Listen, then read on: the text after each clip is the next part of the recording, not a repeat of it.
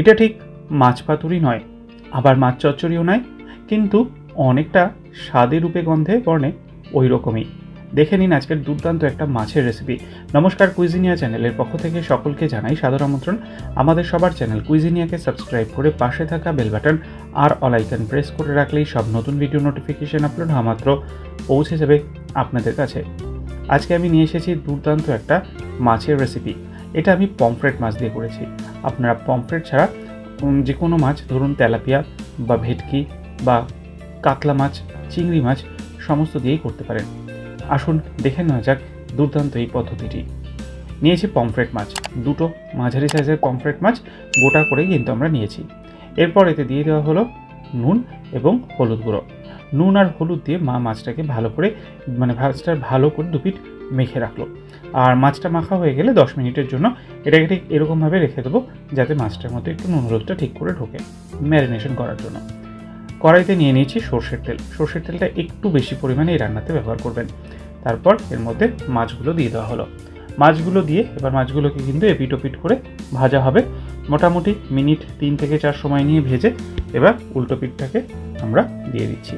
ঠিক এই রকমভাবে কিন্তু মাছটা একটু লালচে করে ভাজবেন, কারণ মাছটা কিন্তু এটা এরকমভাবেই রান্নাটা হবে।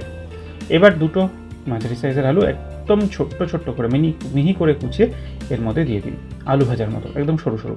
তার সাথে একটা টমেটো আর একটা বড় সাইজের পেঁয়াজ সেমভাবে, আর 3-4 কোয়া রসুন কুচিয়ে দিয়ে দিন। এর মধ্যে দিয়ে দিন স্বাদ অনুযায়ী নুন। তারপর দিয়ে দিন 1/4 টিস্পুন জিরে গুঁড়ো। তার সাথে দিন 1/2 টিস্পুন পরিমাণ ধনে গুঁড়ো। দিয়ে দিন 1/4 টিস্পুন পরিমাণ হলুদ গুঁড়ো। তারপর দিচ্ছি আমরা এখানে 1/2 টিস্পুন কাশ্মীরি লাল লঙ্কার গুঁড়ো, আর সবশেষে 1/4 টিস্পুন লাল লঙ্কার গুঁড়ো। এবার জাস্ট একটু হাত খুন্তির সাহায্যে মা এখানে মশলাগুলো একটু মিক্স করে দিচ্ছে। ঠিক আছে, বেশি নাড়াচাড়া করছে না। মাছের ওই পিঠটা কিন্তু ভাজা হয়নি, ওটা হচ্ছে। এবার এরকমভাবে মিনিট 2-3 রাখার পর দিয়ে দিন, ছড়িয়ে দিন ওপর থেকে কাঁচা লঙ্কা কুচি। ঢাকনা চাপা দিয়ে 3 মিনিট রান্না করুন। ঢাকনাটাকে 3 মিনিট পর খুলে আবার মাছটাকে উল্টে দিন। এরকমভাবেই কিন্তু ঢাকনাটাকে দেবেন, 3-4 মিনিট রান্না করবেন আর মাছটাকে উল্টাতে থাকবেন। ঠিক এই পদ্ধতিটা করতে থাকবেন। আর মাঝখানে কিন্তু আমি একটু জল এখানে অ্যাড করে দিয়েছি। আর এইটা কিন্তু বারবার করে করবেন, ফ্লেমটাকে মিডিয়াম রাখা অবস্থায় অল্প সামান্য একটু জল ছিটিয়ে ছিটিয়ে এই জিনিসটা করতে থাকবেন। তাহলে দেখবেন মাছটা সুন্দর একটা পোড়া পোড়া স্মেলও আসছে, মাছটা ঠিকঠাক সেদ্ধও হয়ে গেছে, আলু পেঁয়াজ সমস্ত কিছু ঠিকঠাক করে সেদ্ধ হয়ে গেছে। মোটামুটি 3 থেকে 4 বার কিন্তু আমাকে এই প্রসেসটা রিপিট করতে হয়েছে, মানে 3 মিনিটের জন্য ঢাকনা বন্ধ করে মাছের পিঠটাকে উল্টে আবার 3 মিনিটের জন্য। ঠিক এইরকমভাবেই কিন্তু আমরা এটাকে করে গেছি।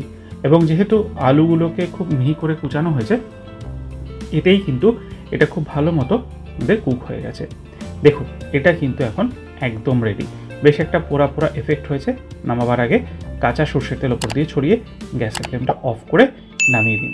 দুর্দান্ত এই রেসিপিটা একদম মাস্ট ট্রাই গরম ভাতের সাথে। বাড়িতে অতি অবশ্যই ট্রাই করুন, খেয়ে জানান কমেন্টের মাধ্যমে কেমন লাগলো। ভালো লেগে থাকলে বরাবরের মতো লাইক এবং শেয়ার করতে ভুলবেন না যেন।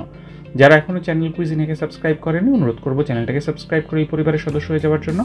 লাইফ ইজ প্রেশাস গল্পে শেখালে কাল চ্যানেল দুটিকে সাবস্ক্রাইব করতে আজকে ভিডিও ডেসক্রিপশন বক্সের লিঙ্কটা প্লিজ চেক করে নেবেন। সবাই ভালো থাকবেন, সুস্থ থাকবেন। নমস্কার।